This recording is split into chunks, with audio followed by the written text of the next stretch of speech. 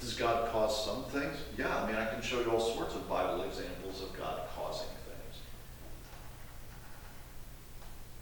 But there are also a gazillion other events that aren't being talked about at all.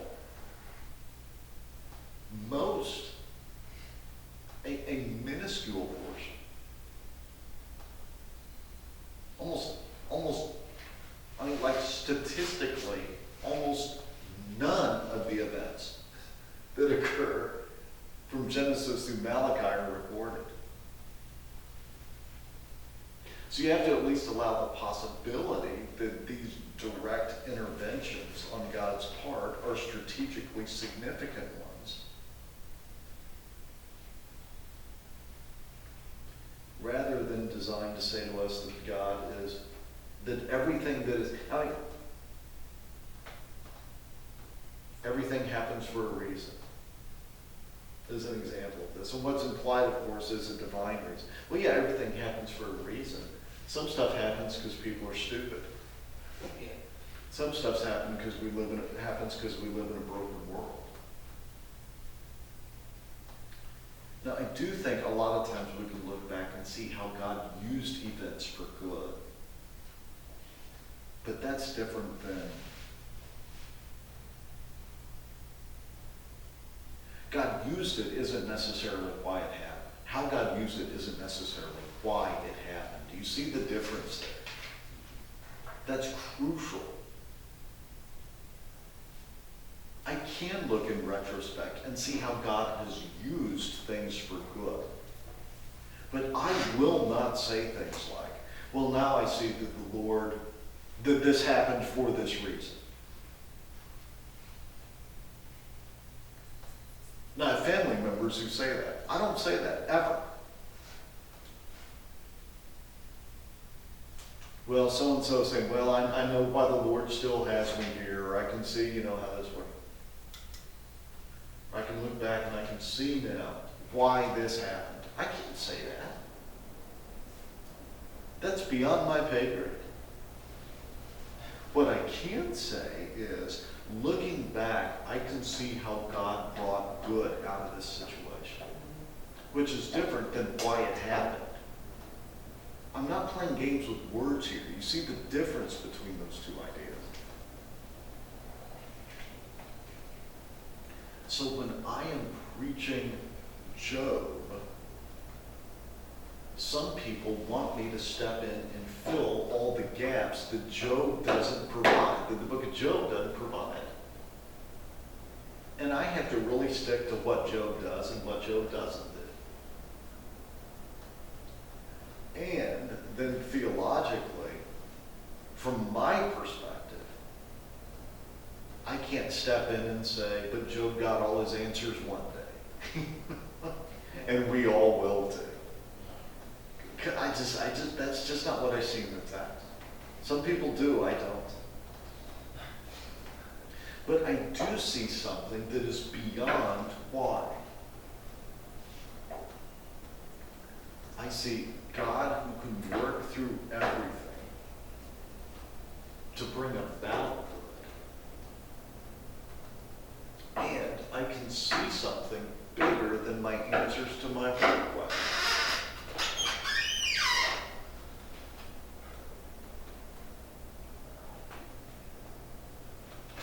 Jesus is the answer, but he's more than just the answer.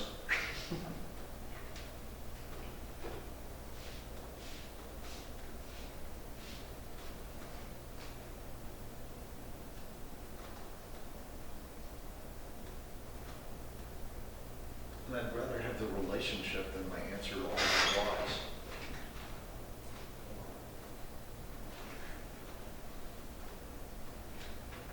Now, I do get answers to some whys. I'm not saying there's no answers to any whys ever. I'm not saying that it's all vague mystery. But I'm saying you've really got to sort through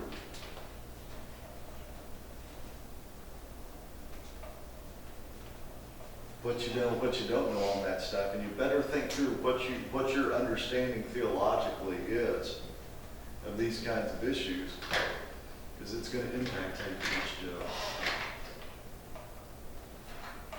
So I really want to point people to God who's big enough to work through all of that and bless through that, and God who works through good situations and works through hard situations.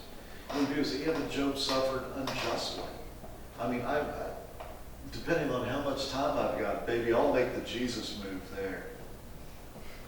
God is a God who works people suffering, even maybe especially when it's undeserved. Because if we're going to talk about Job not deserving what he suffered, oh my brothers, I've got a story to tell you. There's a story of another man, a man who experienced truly undeserved suffering. And out of the most unfair suffering ever experienced, the world's most tragic moment, God brought the world's most greatest victory.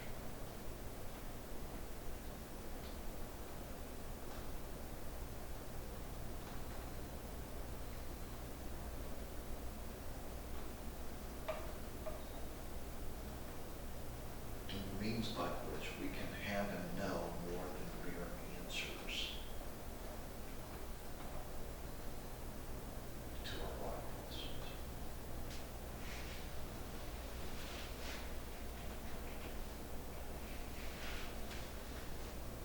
I don't know, some might do something like that. But I think Job works best as a simple sermon. Other questions you might have about Job?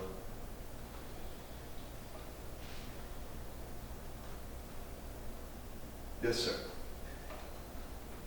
Is it best, or not best, but is it, how can I say it?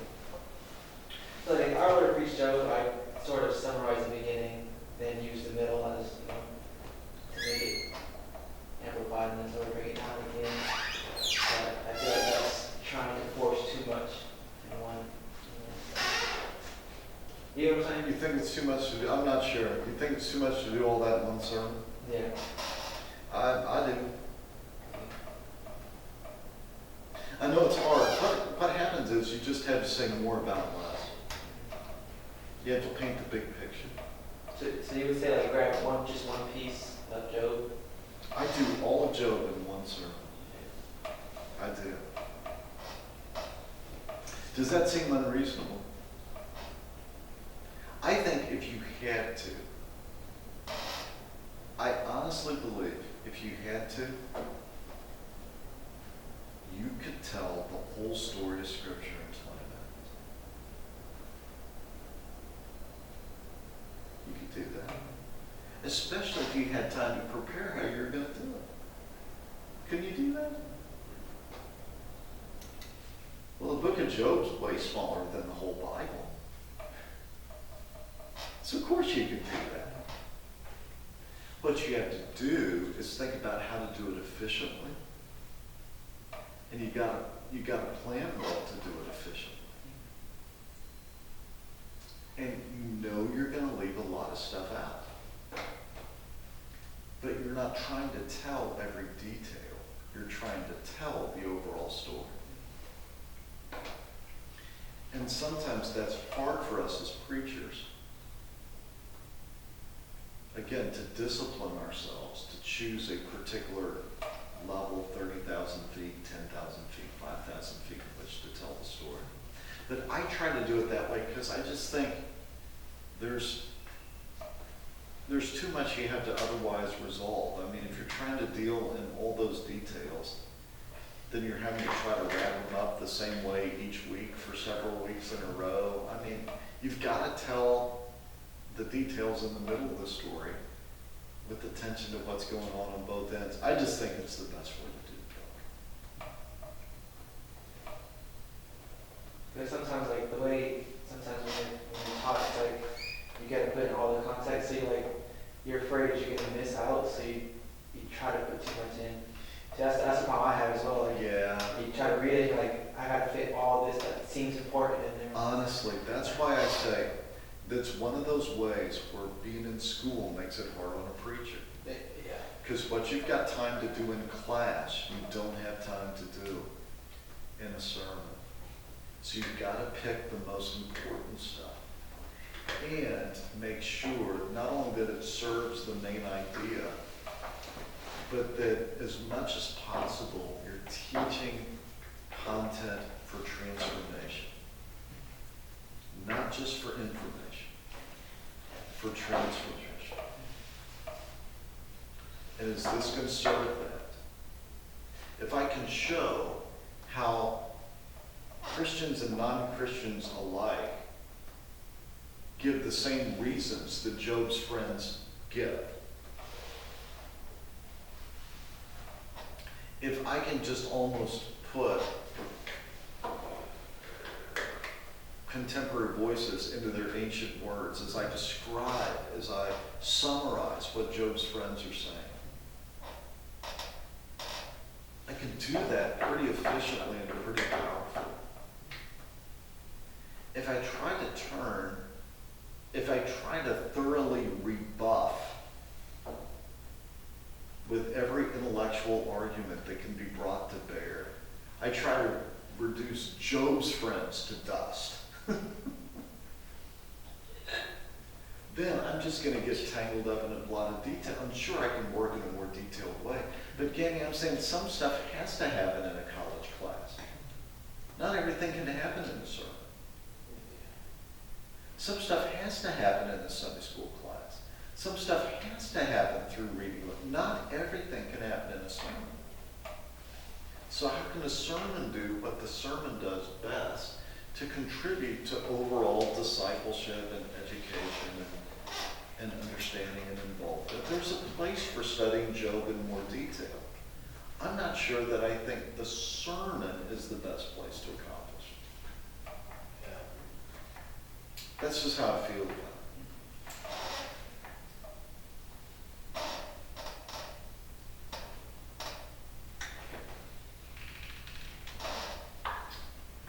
Ecclesiastes. Ecclesiastes is another book that I tend to preach as a book sermon, as a single inductive book sermon, because that's what the book does. The answer comes at the very end. What's that? Ecclesiastes. I heard that forever. Yeah, just look in the front of the Bible there.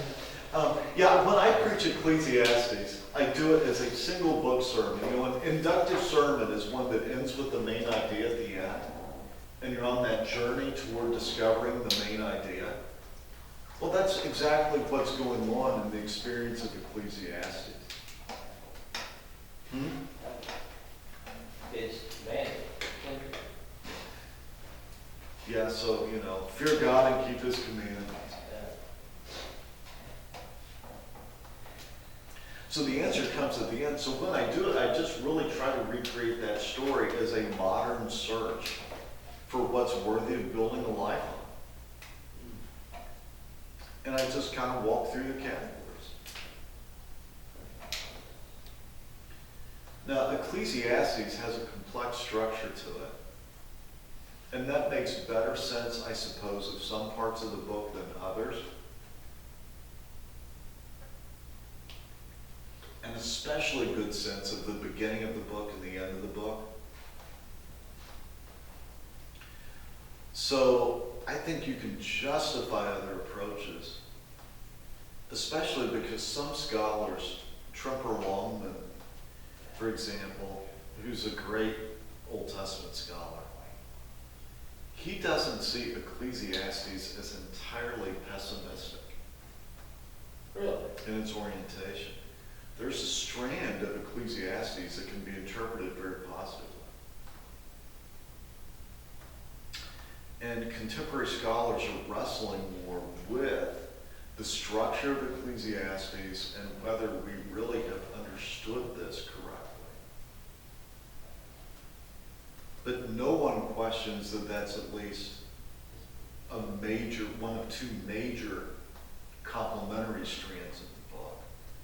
The other side of Ecclesiastes might be captured, I'm going to use an analogy to capture it because it's 8:35 and I don't have a lot of time to talk about it. But almost the idea, let me summarize a strand of Ecclesiastes that Longman and others are essentially saying is the complementary piece of the book.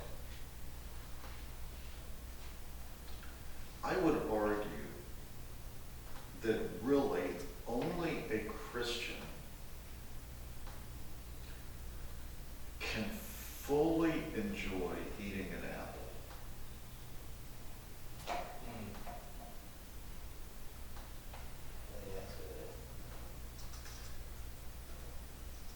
That you can get part of it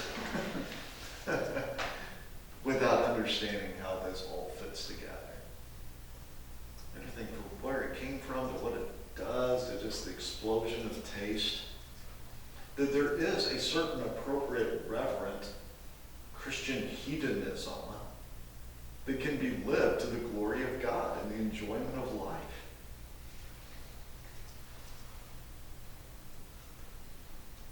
And some, rather than seeing it as just this